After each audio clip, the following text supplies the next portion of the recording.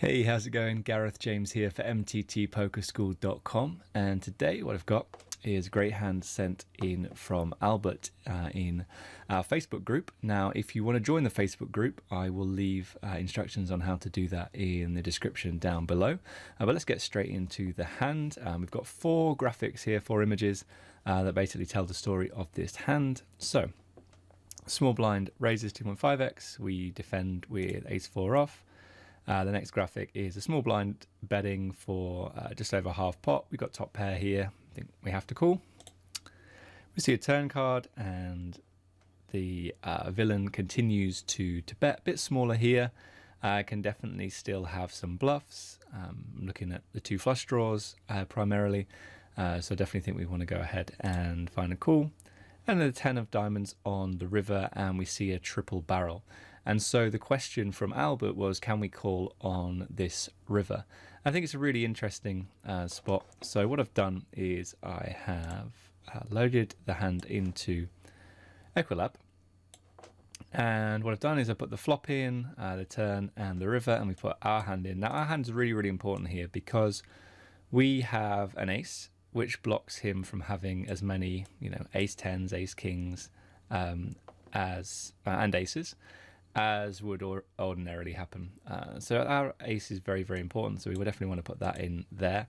And then what I'm going to do here is literally try and choose the hands that he's definitely betting for value. So I'm going to put it side by side. So he's definitely betting aces. He's definitely betting kings. But the thing is, does he bet kings on the flop? Can be difficult to know. So what we're going to do is we're going to say, okay, so maybe about half of the time he has pocket kings on this river. He could definitely have ace 10 and ace 10 off. Now, interestingly enough, you can see here that we've got 0 combos of ace 10s suited. And that's because ace 10 of hearts you can't have because the ace of hearts on the board. Ace 10 of spades you can't have because the 10 of spades is on the board. Ace 10 of diamonds you can't have because the 10 of diamonds is on the board. And ace 10 of clubs you can't have because we have the ace of clubs. So already we're seeing a huge effect here that you just can't have ace 10 suited, but he can have ace 10 offsuit. Also for value, you could definitely have pocket threes. And some people are going to go ahead and bet a 10 here on the flop. So I guess, let's say that he bets king 10 suited and king 10 offsuit 3/4 of the time.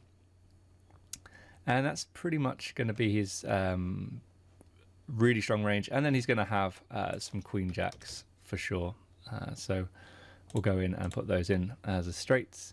And we can see he's got 30 combinations if our estimates are correct, in that he has 3/4 of the king 10s and half of the kings in this spot.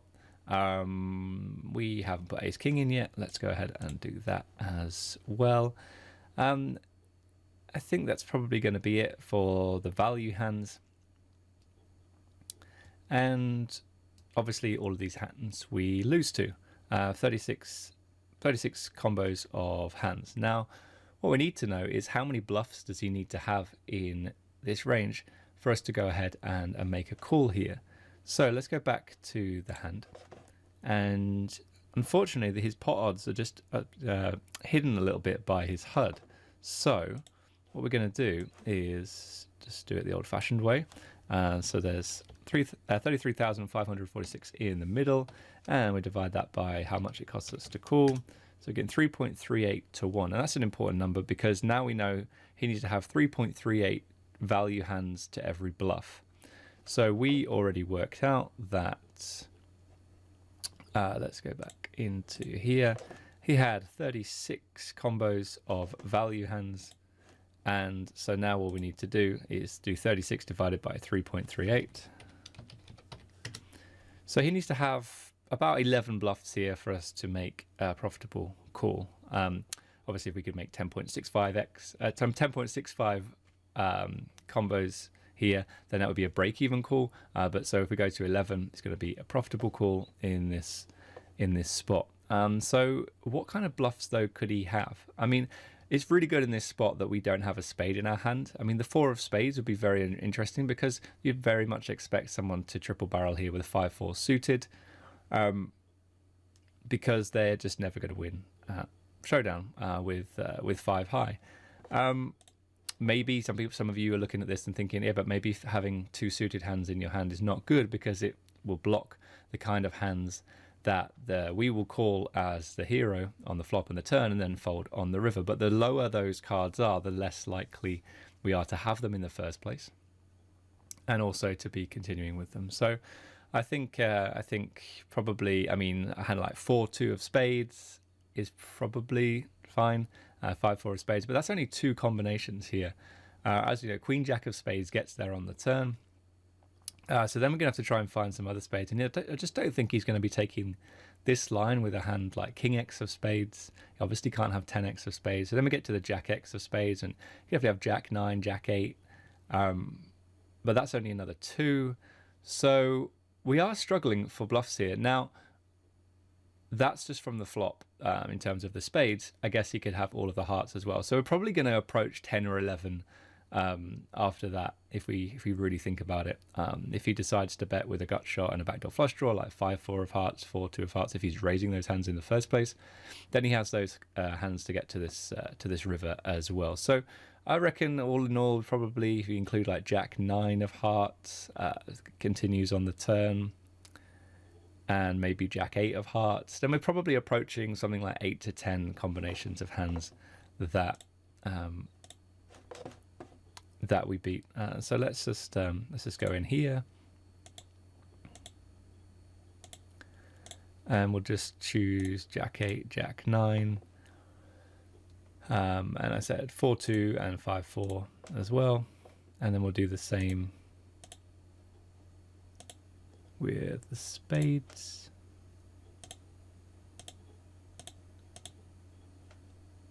Actually, let's choose hearts and spades, see if this works. Yeah.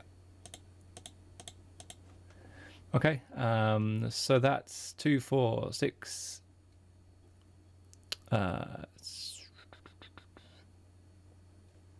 Should be 8. Not sure why it's not. Okay, so I think I fixed it.